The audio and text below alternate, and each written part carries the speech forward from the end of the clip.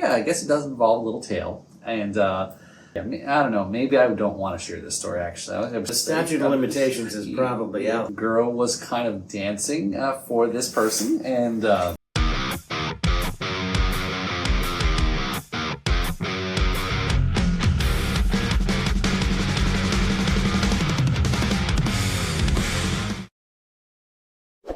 Welcome.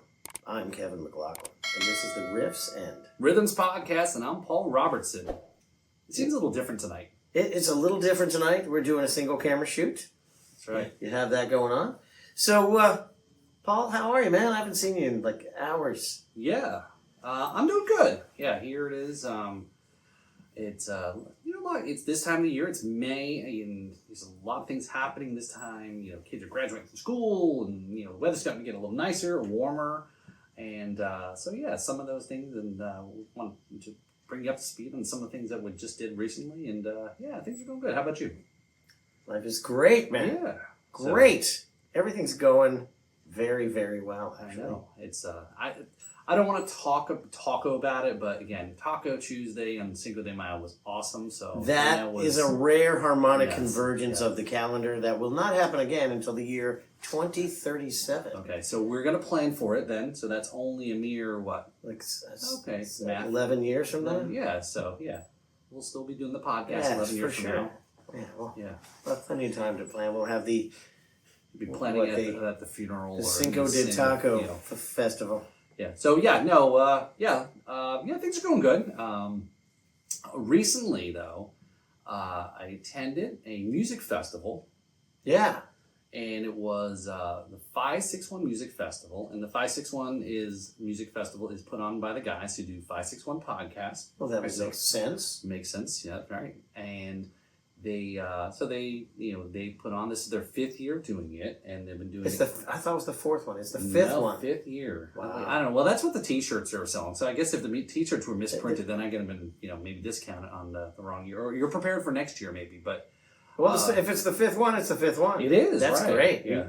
We only squeaked one out. I know. We just, little squeaker, and we, I mean, comparison to ours, right? We know, it was what it was like putting on our festival, and it's a lot of work. And they've been growing their festival. It's all about picking up where the last 2 years, where Sunfest has left a void. Sunfest, a big void, right? So so for those of you who don't know that or live here in South Florida, Sunfest was a music festival, multi-day music festival in the downtown. 10 days long, right? And they totally closed off the main coast road in West Palm, and it was a huge deal. Right. So they had. And they had a big acts that come through. Tens of thousands of people that attended this every year. They had 2 giant stages. It got so big that they had to bring in barges and make additional real estate for people to hang out on because there just wasn't enough room for it. Right. So even though it was always a draw to bring in acts and national acts to come in, the like all things, you just sometimes get to a point where it just can't be sustainable anymore. Last time I went there was to see. I think it was one of the second to the last time I saw Widespread Panic there. Okay, so that was, I think, 17, I think. 2017, probably, yeah. I think. But, it kind of just grew, and it became a life of its own. The cost of the tickets were getting kind of really out there, and some of the acts they were starting to bring in towards the end was like, okay, do I want to go and spend X money to go see? Then they also did art. Art was also a big part of the festival as well too. There was music, art, and lots of other things. And so it was good. It's a long-standing festival. It went for 20 years? Yeah, easily. And I think that's something where I think they're still trying to figure out what they want to do next. And so they left. So it was a big void that got left last year when they announced they weren't going to do Sunfest. The guys from 561, they already now were in their 3rd year of doing a festival, and they've been typically doing it at Matthews Brewing. Mm-hmm. And great place in Lake Worth, decent size, and then again, it's just little by little. And as we know, having festivals or a location that has maybe facilities or the power or the things that go with it, helps a lot. Right, it helps a lot. So So there, last year, they just saw an opportunity to say, hey, let's go fill the void for music, and did it down in downtown West Palm. And, I talked to Was that Meyer last year, right? Same place. Yeah. And they learned a lot But from they did last it at year's. Meyer again? They did it again. And Okay. so this year, and again, took a lot of the things that they lessons learned from last year, and some of it was, do you put fencing up and ticket it, because that's a whole nother level of logistics and security, right? So if you make it free, then you don't have to worry about all that business. So it was 30 bands, 3 stages.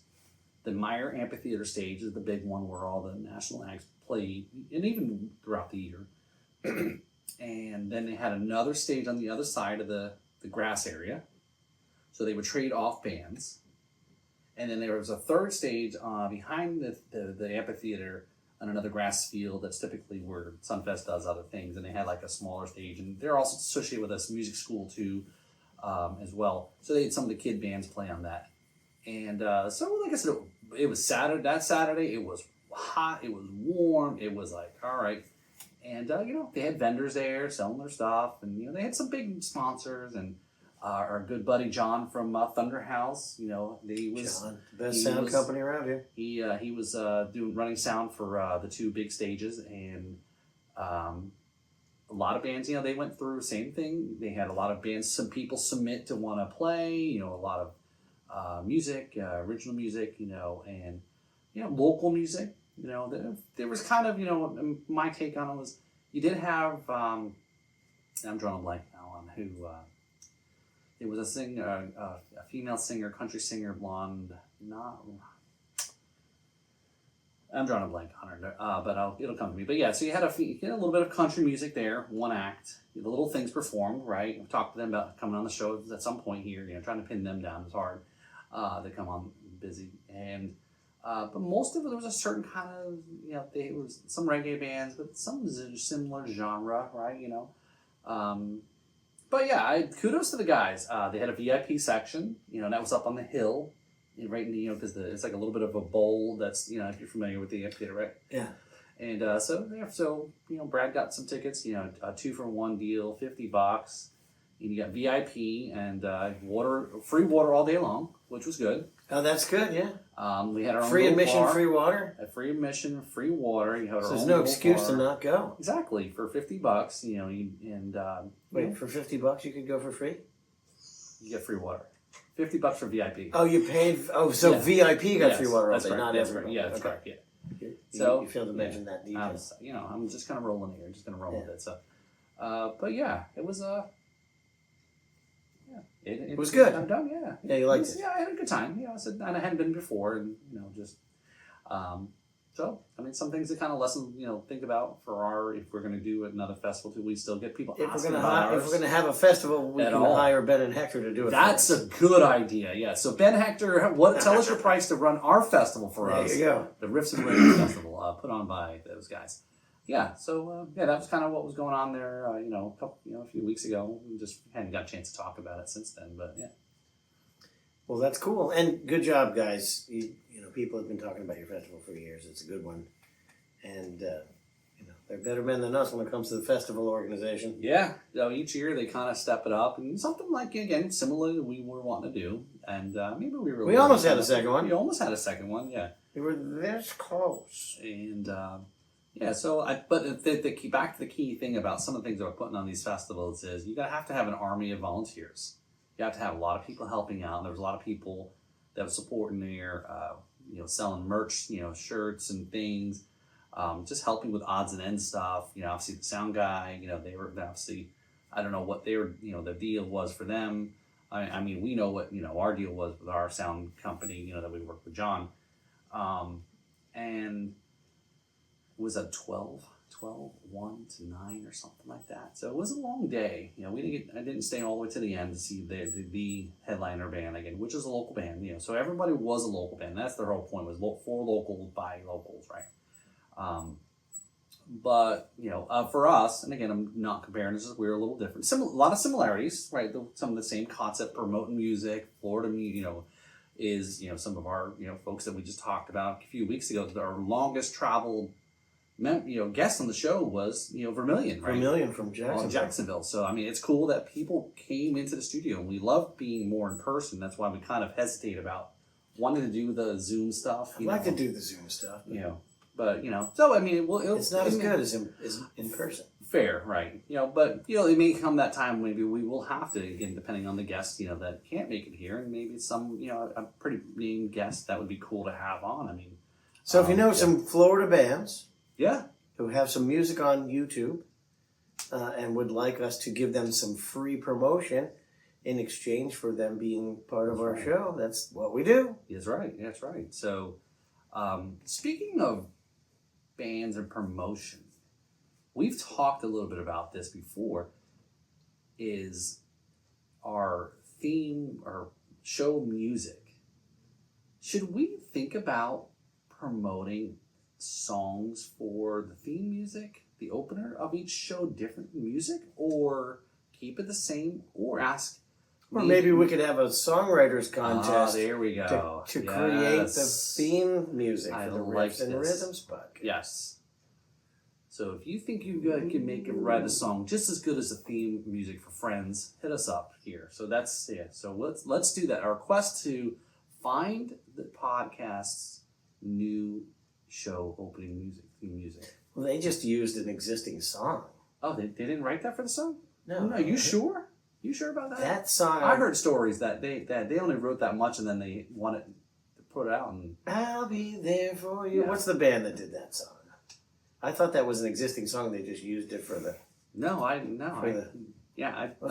could be wrong, but yeah. So if you've got a band here, we'll probably make it a little bit more formal post and kind of get it out there. But if you've got a band that's there, we'd love to kind of have a new song. Who knows? We have so many different bands that come on. Our genre, we're genre fluids, folks. So we like to kind of go where the flow is. So whether you're blues, metal, we've had pop, we've had reggae, we've had country, we've rock, we've had all sorts of different bands that have been on the show here just to kind of promote local music. And so that'd be kind of a cool thing. So. But yeah, so you're looking up what we... The Rembrandts. Okay, yep. Formed in 1989. And it doesn't say if they wrote the song for the show or if it was already a song and they used it for the show. So he's going They're down... best known for I'll Be There For You, which was used as the main theme song for NBC, which implies that it already existed. Okay, I could be wrong. I stand corrected. Thank you very much, Mr. The duo has been dismissive of the song. Well, yeah, because again... In 1995, we said, we don't want to hang our hats on the theme from a TV show. We've been working too long on our craft for that. Oh, is this another one of musicians who want to shit on their one-hit song that they making a shit ton of money on and they don't want to be recognized? I mean, would you be... I mean, I guess a good question there, so... I would cash all the checks, but if that was the only thing that I got known for, that would kind of be annoying. Well, yeah, but I mean, you're kind of becoming known for that Instagram post that we have about the helmet video, so, I mean, you're kind of famous. Yeah, but I'm not getting any checks. The Rembrandts made a lot of money on that. No, yeah. A lot of people give you checks, but it's not the kind of checks you want. I've been getting checks more and more all the time, and it's raining checks, baby. And their numbers are getting bigger all the time. Okay. But they're not coming from Instagram. Well, we definitely do need checks for this podcast. My checks from social media are only have one number on the left side of the decimal point. That's why I was hoping our Facebook stuff would start popping and we can be eligible for making money off of that. But the only thing we can make money currently off of is Patreon. So if you'd like to support the podcast, check out the Riffs and Rhythms podcast Patreon page. And I think it's as low as, was that $3 a month? As low as $3 a month, I think it was. And then even if you go $5, you go bump it up to $5 and then you stay on for a couple months at least, and we'll get you a free shirt out of it. But yeah, we do some different things there. But yeah, we're looking for sponsors or people to help support the show. And, that bottle of Jack Daniels in there is almost empty. So, we have to knock over a liquor store. We're not going to knock up anybody or any stores. But if you drink too much Jack Daniels, you could end up knocking up somebody. Hopefully not. Well, only if they want it. Yeah, it would be solely a consensual experience, I guarantee. Yes. But anyway. Yeah, theme songs here. Theme songs. We need to construct a contest to have someone write a theme song for the Riffs and Rhythms. Yes. So we have to make the prize good enough that people will actually want to do it. So. Okay. So let's look around the studio here, what we can give away. So. Oh, excellent. We can give away Paul. Yeah. He does windows. Yeah. And have Paul for one whole weekend. Yeah, because we do need the money. Apparently, I have a rip in my pants that I was made aware of when I showed up here to the Paul's a little too studio. big for his pants tonight. He actually ripped them splitting open. the seams here, so I need extra husky denim to hold in the... So there is a lot of really cool festivals that happen in Florida. The 561 Music Festival is in its 5th year. Good job, you guys. There's a ton of other ones that go on. And I remember back in the 90s, the 80s and 90s and early 2000s, I was involved with a lot of things that included music festivals. And at that point, you could just pick any word and put the word fest after it, and it happened in Florida somewhere. Well, it's the big one now that's also around metal is now done at the Rockville in the Daytona Speedway. Yeah, Daytona Speedway. That's a monster 4-day event, Thursday, Friday, Saturday, Sunday. Man, you'd have to take a couple more days off to recover from that. So I would love to do that one year. And they do that unsigned band thing up at Daytona as well. Weren't you in that? Oh once? yeah, that's right. Yeah, so they do original unsigned music. That was a few years. They do one in Daytona, and then they also do one I think in DeLand also. Yeah. So that's where we got the opportunity when I was playing with our good friend there on past guest Billy T and our previous band that we were in, Sonic Sun. Played it, and that's where we talked about recently with Vermilion about playing in the Boot Hill stage. That's like up this high, and and so it's like oneth to land and twoeth to sea. Yes, yeah. So yeah, we played there. Yeah, so there's a lot of festivals. The Swanee Music Festival. You went to a music festival a couple of weeks ago, right? Where you see Joe Bonamassa? Would that be a big? That's a big music festival. Yeah, up in Destin, the 30A area on the Panhandle. We went to Soundwave Festival, Joe Bonamassa Soundwave Festival, and then that's a cool spot. Like imagine a whole like being on Fort Lauderdale Beach, and there's tall buildings everywhere, and then right in the middle of all the condos, there's a giant music venue. That's another one in Fort Lauderdale. Now that you say that, was the Tortuga Festival. Yeah, that's another big one. There's a ton of great festivals in Florida. And local ones too, like the Treasure Coast Blues Society is of course doing their annual Big Blues Blast and now monthly Big Blues Jams. Yep. So they had and we just recently had last in April you performed. You were the Kevin house McLoughlin band hosted. And in May we had Hawk and the Invaders. So, so Hurricane Hawk and the Invaders, and then before that it was who was before that? It's a star-studded cavalcade of blues talent in the area. It's really cool. Yeah. If you are interested in networking as a professional musician, meeting other musicians, like when we played there in April, there was a new bass player in town, and I got to try him out by having him sit in with us, and it worked out because we played at the Tipsy Tiki, and he was awesome. Cool. Yeah, we had a lot of people come up even after the Stewart Rockin' Blues. Yes, but Beer Works put and the Treasure Coast Blues Society put on the very first one over there in the Memorial Park Amphitheater. And we had a lot of people come up and ask questions, and there are musicians, and it's like, come to the jams. This is where you're going to meet people and connect and so forth. And even we had our picnic last month also. And there's a lot of good weekly jams or monthly jams in Palm Beach County as well. I know Joey Tenuto puts on more than one. Right. And then up in Indian River County, there's a weekly jam on Wednesdays at Filthy's. Yeah, and a new blues jam at Archie's, right? The new blues jam at Archie's. Put on by Dave Scott there in the Reckless Shots. Or is it just Dave? It's Dave Scott and is it just him putting it on, or is it his band also? Well, the Reckless Shots were all there, but I don't know that he would have them there every time. Okay, Doesn't makes always sense. do that. Since he's doing that, so yeah, lots of music festivals going on here, and again, I think even just recently there was. I think I told you about it, but of course it was like a late finder. Was Treasure Coast? There was a Treasure Coast songwriter thing, but it was like sucked that there was nobody from Treasure Coast. It was like a bunch of artists that they brought. It's like almost like a American Idol brings a tour of the American Idol people into it. But there's all sorts of songwriter events. Key West did one, a few weeks ago, a songwriter event. So there's a lot of cool things that do allow. Obviously, if you're doing a songwriter event, then that means there is original music that they're obviously right. Going to a songwriter event and It performing. would kind of be a requirement. Yeah. So yeah, that's what we're just trying to all about. Be promoting. So what's the name of the big blues festival they do in Indian River County every year?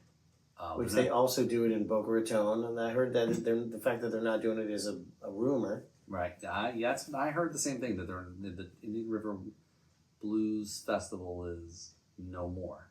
So I was told that is not accurate. Oh, okay. So we'll see what happens. Okay. Well, either way, the Blues Society, Treasure Coast Blues Society, should be involved in all of this. I know that's what's here in the Treasure Coast area. So, but or even this one here, the Day Out of Time there. So that was a festival there, and that was another one of your Day Out of Time festival. Yeah, that was Tracy and I's very first festival. That's right. We did it up at Eddie's place. That's right. It was a great festival.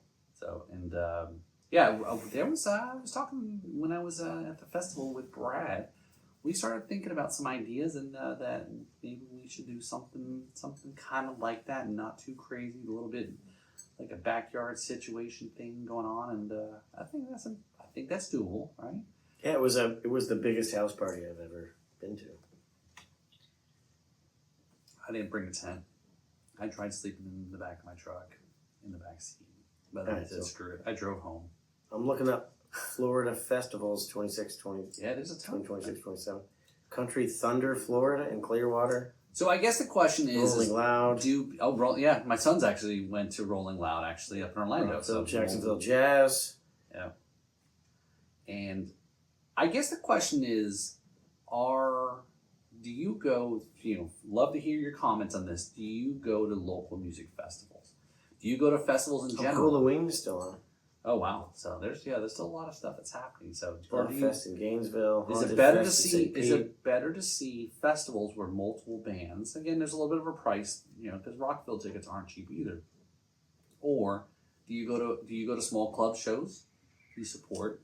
Do you go to the amphitheaters where bigger bands come through? And speaking of, the bigger bands that come through at these events, tickets, right?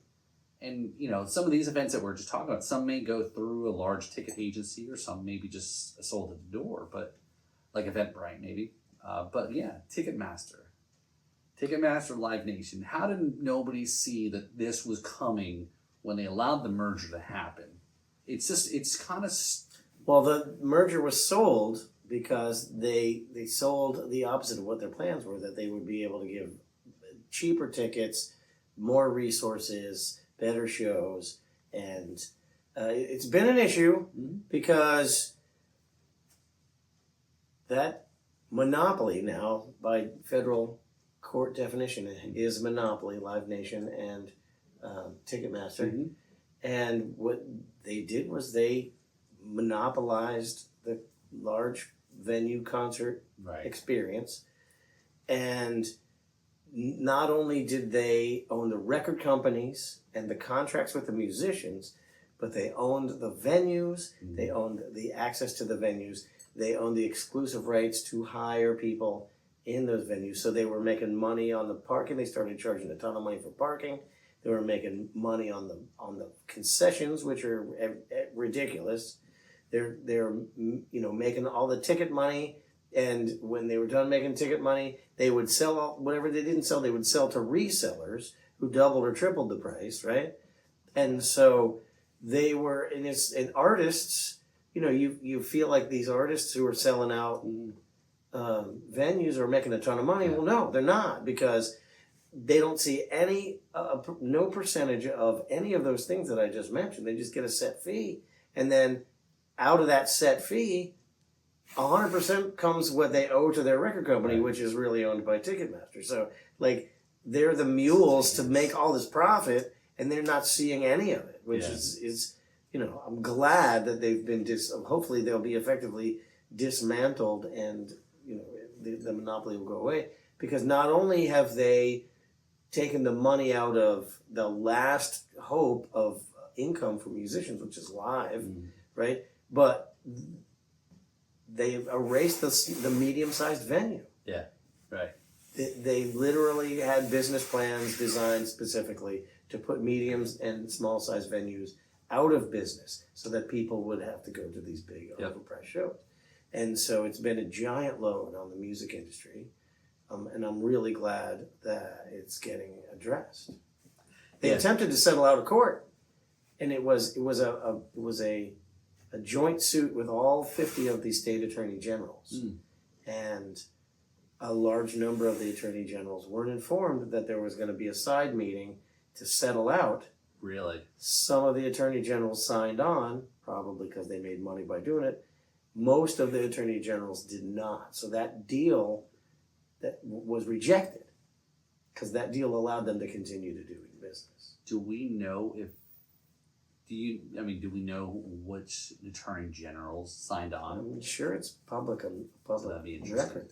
You really should know if Florida was part of it, which would suck. Well, it wouldn't suck for Florida. It would suck for the attorney general. Find out if your attorney general voted to maintain a monopoly in the entertainment industry, and vote him out, because you vote for the attorney general. Well, this is the kind of that crazy part. We see this, and there's some of that going on now with some of the video or visual media companies. Whether it's Paramount's buying this company and that company and so forth, and they've been concerned about that. Whether Comcast and being bought out by NBC or vice versa, and then now somebody's bought out this company. It's like, you control the whole supply chain. Again, we've been down this road before, like Evan just said. It's like, we've seen this story before, and we keep letting it happen. Well, I suppose now that we're here, we should have realized that it's an inevitable result of the current business trend of expansion through acquisition.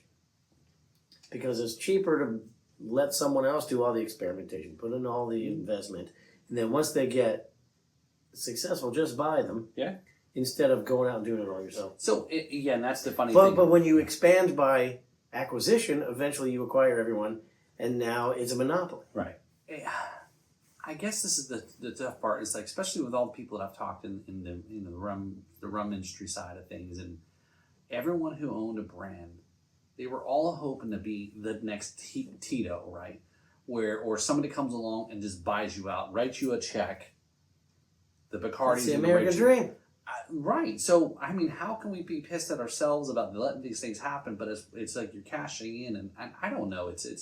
You're 100% right. It's the American dream. This is what you want. You want some big company to come buy you out. Who cares? I don't care. And you go back to drinking. But then it comes down to like Seagram's owns everyone and everything. Right. Right. Yeah. You're like, that's not good. It's not and good it's hard, for the and economy. if you're an upstart wanting to kind of breaking into this, forget it. You can't even get into that, because that's why it's like trying to set up a lemonade stand next to Walmart. I would love. You can't do it. I would love, and we have to definitely do a little bit of preparation and research, and to go through. It's over the last 6 years, is everything, all the podcasts that I've been doing, with you, or by the Drums and Rums by myself, or whatever, and the people I've had on. I see so many similarities, Kevin, between the liquor industry and the music industry. Really? And especially when you've got some of these smaller companies, like our good friend Chris from Knox and Dunn. He's out there traveling the states, slinging his rum and meeting people and pushing his product and trying to get creative, and he's doing all these things, and that's what you need, right? And same thing. If you're a band who's up and coming and trying to make it, you're doing the same. You're doing all of it there and here, and then you're trying to break into the scene. And same thing. If you're a liquor business trying to break into the bars and the restaurants and that's always something I was just talking, recently to somebody about. That is, I think there's a lot of. This is why the B3 Podcast Network. If you ever wondered why it's called on the audio channel there, B3, or part of the intro, when you watch the video, the introduction, bands, brands, and booze, right? And then, of course, the concept always was the circle that's all tied together. You have bands that perform at venues. Venues is trying to make money, and some of the stuff they do is they sell liquor. Well, guess what? I'm a liquor company. I want to sell bottles. So you might be wanting to say, let's say CD sales or streams or whatever your unit of monetary is. Liquor companies are bottles, all about bottle sales, right? And so we saw during COVID when the world shut down, musicians didn't have a place to play anymore for a period of time. And the venues were like, oh shit, what do we do now? Well, luckily in Florida, they allowed people to sell liquor out the door to go take from home, right? And luckily, Florida Man is famous internationally now. The way Florida Man rolls, and I know because a lot of my friends. He knows Florida Man. I am Florida Man. But Florida was only closed for like 10 days, and against the federal recommendations, which was BS. Florida opened. Our governor luckily had sense, and so while it was not allowed federally to go out, all the restaurants were packed. Yeah. And then as soon as the federal government made the announcement, okay, it's safe to go out, all the restaurants were empty. And I know that because I was playing like almost every day because all of my friends volunteered to pull themselves off of the market so that they wouldn't get COVID. I wasn't scared. I just I took all their gigs. 2020 and 2021 were busy years for me. Well, no, because you had the vaccine. No, but yeah, I've got they're called white blood cells. It's called Jack Daniels. Oh, COVID does not attract. No, I got COVID twice. Did you? Yeah. I never got it. I got it twice. It wasn't any fun. So, but yeah, so that's kind of like in that aspect of those times. The first time was no fun. Second time was no big deal. Yeah, because colds were way worse. Yeah. So, but yeah, it's kind of interesting how there's all that tied together. That ecosystem of. It is tied together. Like we've talked about before. Support your local venues, right? Mm-hmm. And support your local venues so bands have places to play. And also the bands, you also have to help support local venues because. You don't help support and promote the venues, then why the hell do they want to have you if you're not drawing the crowd and bringing them in? It's there's so much tied. So yeah, that's a subject of debate right there. Oh, we've talked about it many times. We've talked about it many times. Yeah. We've talked about this subject many times. Yep. And yes, do go support live music because if you don't, it's just going to disappear. You've watched shorts on that from us. Yeah. So yeah, definitely. You want to make sure that because if the arts disappear, then the world is going to be insanely boring. It's interesting because it's like I thought about that today. It's really profound that you said that. I was thinking the same kind of thing today about that. Is if music and the arts disappeared, not because maybe because a little bit about AI and these things. What do we become? Yeah, that's the thing that's like, without the arts, whether it's music or art, painting and things like that, or I don't know. It's the one thing about it kind of separates. I think that makes it. It's a big stretch, and you may have heard me say this before, but in scary times like this, when we've got AI that's replacing, artists painting and drawing and videographers and songwriters, AI can hey, write me a song that's a 70s rock ballad about a girl named Josephine, and it will make you the song, it will write you do the video for you, everything. How do you look at that and think this could be a good thing for art? Like, it's hard to do. But the thing that keeps me from freaking out is going back to the consistent history of technological advances and their effect on the music industry. And so far, they've always been great. Mm-hmm. And the example that I use is the phonograph. When the phonograph came out, orchestras were literally violently, using violence to oppose the proliferation of recorded music in the first place. Because their thought was, well, who would ever go to a concert if you could just listen to it in your own living room? Right, right. Turns out the invention of the phonograph was the best thing that ever happened to live music because people heard music that they never would have otherwise, and then they wanted to go see it live. Right. And so, how does artificially intelligent programs that make music and replace artists, and how is that good for art? I don't yet know. No. And without that history to guide me, I would be totally freaking out. Well, I think that's where art and music are going to go with AI. There's still, like we've talked many times about this, it's still about people seeking out to be part of something together with other people. It's like great example. The movie theaters are booming again. People are going to the movies. Really? Yes. So you had a couple of movies that come out this month. Devil Wear Prada, that was a big sequel. That was a big another. The Michael Jackson documentary came out. There's quite a few. Yeah, I want to go and movies, see that. There's quite a few movies that people are drawing people out. Now, I don't know if it's maybe they've curbed the ability to watch early or stream it early or whatever, like a lot of people did, obviously the last few years because of COVID. But people, my son works in the movie theater, and he goes, that weekend that Devil Wear Prada came out, all the I told him, I said, be careful with the Cougars, son. Be careful. You don't get deceived by those older women. And he's like, how do I tell which ones are the Cougars, Dad? You gotta watch out. And what do I do to get one to come and talk to me? He's such a cub. Hey, you're giving him ideas. I know. You mean there's older women that'll take me out and buy me food and well, older women for do you crazy things? Older women for you is different than my son. Well, I'm talking from your son's perspective. Absolutely. There aren't too many women older than me. He's cruising the old age homes. So, let's leave that out. But yeah, I mean, the theaters. No, I went and saw a movie in the theater, and we tried to see movies in the theater. But you got these big multi-megaplexes with 27 theaters, and you could throw a rock as hard as you can, and you can't even hit the other side of it indoors, and all the halls are empty.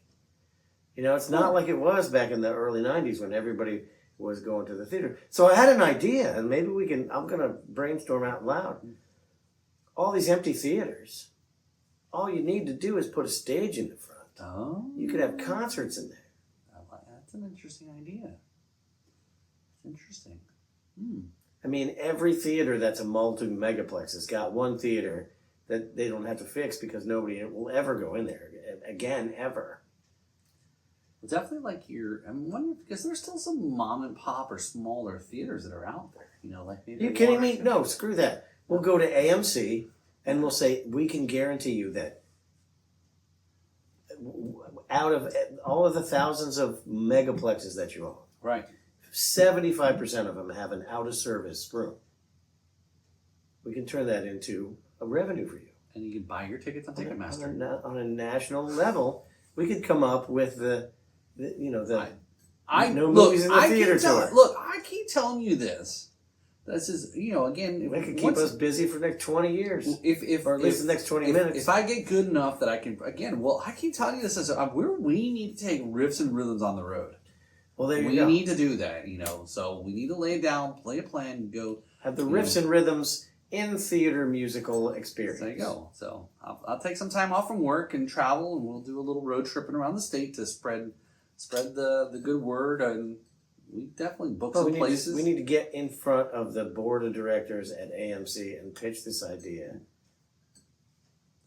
So speaking of going road tripping, we do. Would you be open to? I know we keep talking about the Key West trip, the Rum Festival, August.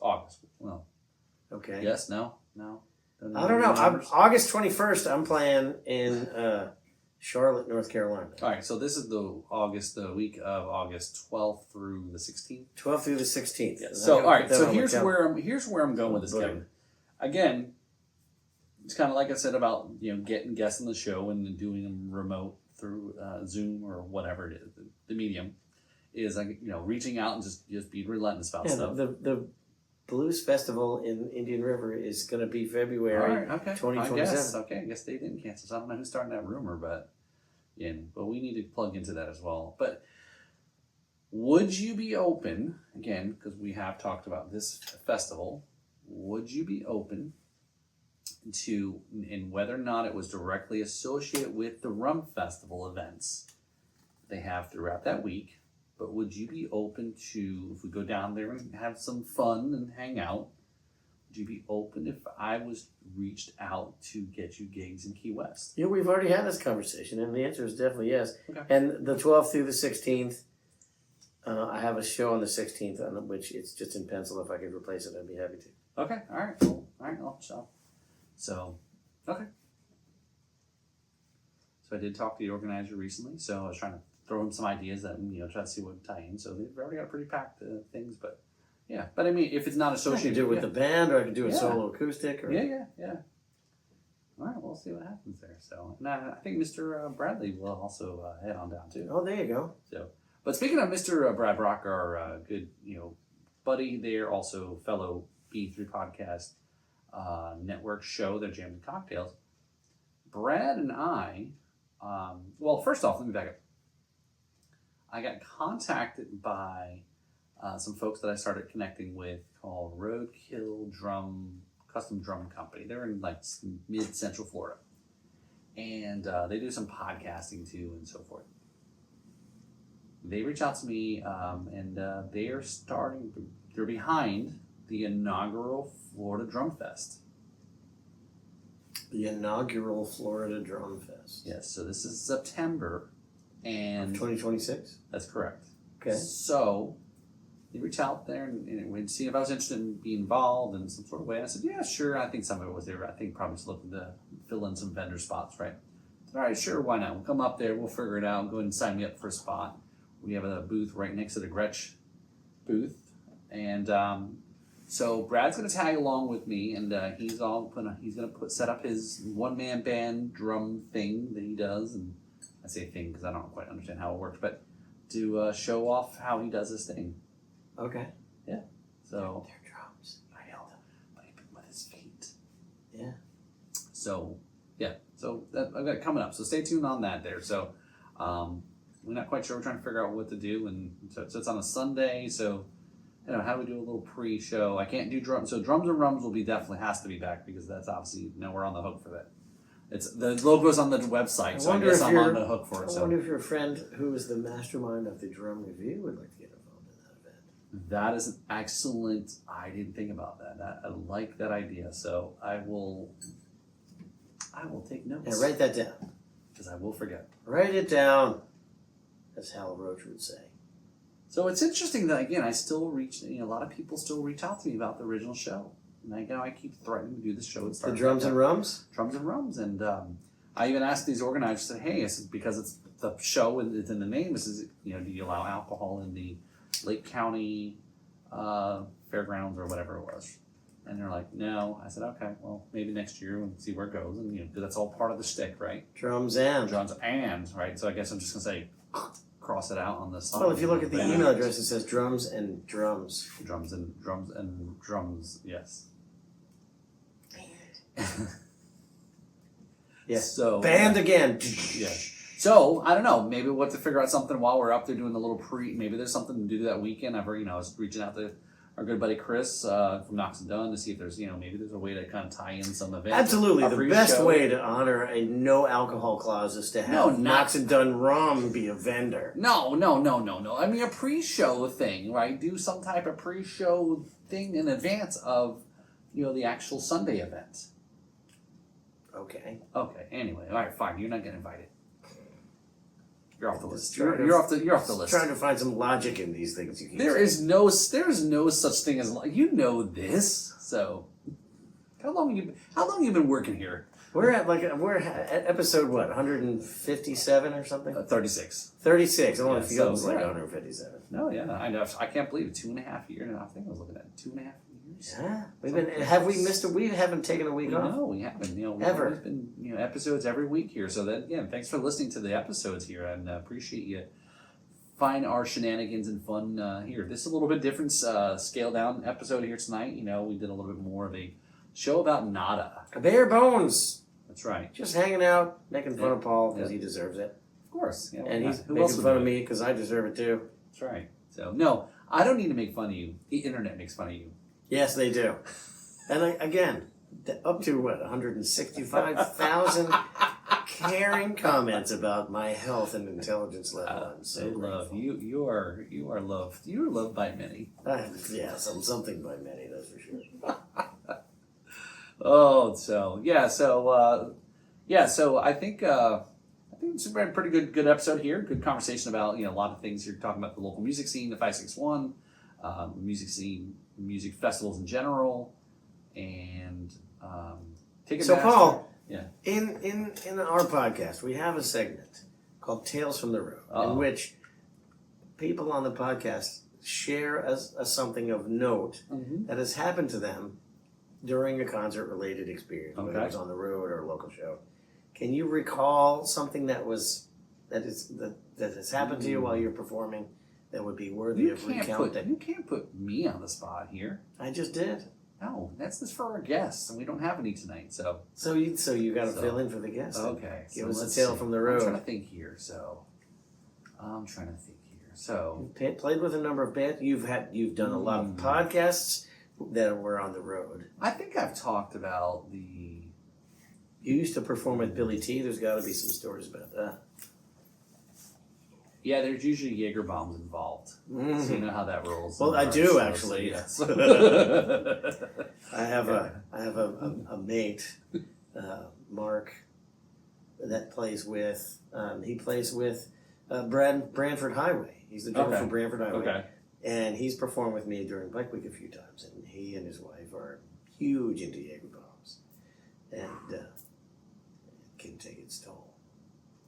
Well, I will share not a Tales from the Road necessarily from a music thing, but I will share and I will protect the innocent on this story that I was involved with. So this story does involve me. Probably, I guess it does involve a little tale. And a certain person, I'll just say, to protect me, the innocent, I've heard this story for... To protect the guilty. Yeah, I don't know. Maybe I don't want to share this story. Actually, I still have somewhat of. Gotta be careful what I say. Statute of limitations is probably out. Probably. Nobody watches. Nobody watches the show anyway. Does they? Acts like it happened to somebody else. Yeah. So a friend of mine, Kevin McLoughlin, has happened to them, right?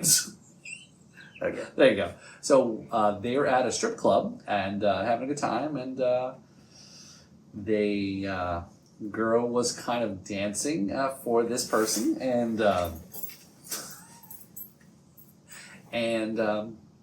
so the people up and left the establishment and drive home, and it was raining, pouring. So this didn't happen to you? No, it did not happen. It happened to an undisclosed, unnamed person. It was a friend of mine. Asking for a friend. And a friend of a friend. It wasn't actually for me, but he was there. I've heard a story. Yes. So yeah, I heard how it happened, and they were driving down the road, and all of a sudden, the person that was driving it says, "Well, Phil, where did you go before this realization? What were you?" Well, doing? I said the strip club. And then they got a what? Right, because I don't want to say the strip club name because I don't want to have to pay. They should be paying for us for sponsorship. We could get a strip club sponsor. That would be awesome. They usually have some cash around that they could sponsor with. I know. So they deal strictly in cash. Perfect. So yes, they were at an establishment, a gentleman's adult entertainment establishment, I guess that the kids call it. It was a strip club. Okay, that place. And the person was driving down the road and realized that they were driving and they realized that something was on their shirt, and then the person looked down and realized there was a lot on their shirt, and apparently the young person dancing, female, I guess. She left some residue on the shirt? They left a little DNA on his shirt. That was maybe what I think the kids call Aunt Flo may have visited her, and this person ruined his shirt. Ruined the shirt so bad that he threw it out the window in Florida monsoon, driving down a 2-lane road. And And that's, I guess, that I don't know if that could be ever topped in a strip club story like that. So you're leaving the strip club, driving down the road. No, don't make me say leaving like you and Plank. You're with someone. No, somebody who told me the story. Okay, yeah. So this undisclosed person who wasn't me, know who Paul is. Yes. Driving down the road, they had left the strip club after getting a lap dance, and their shirt was all smeared up red. Is that what you're saying? Sure. Yeah, that's what happened. I can't wait till this gets clipped by the AI. It wasn't a red shirt, though. No. Not before he started. No. Okay. Isn't there a beer in Jamaica? What do they call that beer? Red Stripe. He had a red stripe. Yeah, he had a red stripe. Yeah, there you go. There you go. So he went to the bar and he didn't order a red stripe. He got it for free. Oh, yeah, that's right, yeah. So anyway, so there's a Tales from the Road story there. So yeah, that's a good one, yeah, actually. So all right, so we're about ready to wrap up this episode here. So we're ready to wrap up. We're going to fill up a little. Yeah, we got to have a toast. So don't forget to tune in here to the YouTube channel. Go ahead and follow, like, subscribe. We're on Apple, Spotify, and then go ahead and give us a listen over there. Anywhere and everywhere that podcasts can be had or streamed Exactly. or listened to or watched. I do a morning show now, so if you want to check out that's my 10 to 15 minute drive in the morning there. I talk about all sorts of topics that pop in my head on my way into work, exit to exit. And we also have Jams and Cocktails. Obviously, our show every week. We haven't missed a week. And the Ghost on the Ox. Yes. Ghost on the Ox is part of the B3 podcast network. Kind of. He's not officially on. He's not officially on? They're not on. All this time we've been No, he's like adjacent. He's not on the same. I don't know. He's B3 adjacent? Yeah, I guess the B3 shot. So. Okay. Anyway, check out Kevin McLoughlin, kmbRocks.com. Check out all his. No, not .com. kmb.rocks. That's or it. KevinMcLaughlinBand.com, whichever is easier to spell. Yeah, go out and support, buy some merch and stuff and all new stuff. So, have the Speedos come in yet? The boxers, the Kevin McLoughlin box? No, there will be no Kevin McLaughlin Band Speedos. How do you say Kevin You can't spell my name on a Speedo, it's too long. McBoxers. McBoxers. Kevin McBoxers. There you go. So we have to go all the way around. Can't do it. I can't do that. Juicy on the butt. No. Anyway, thanks for tuning into this podcast. I'm Paul Robertson and I'm Kevin McLoughlin. This is the Riffs and Rhythms podcast. Have a great night.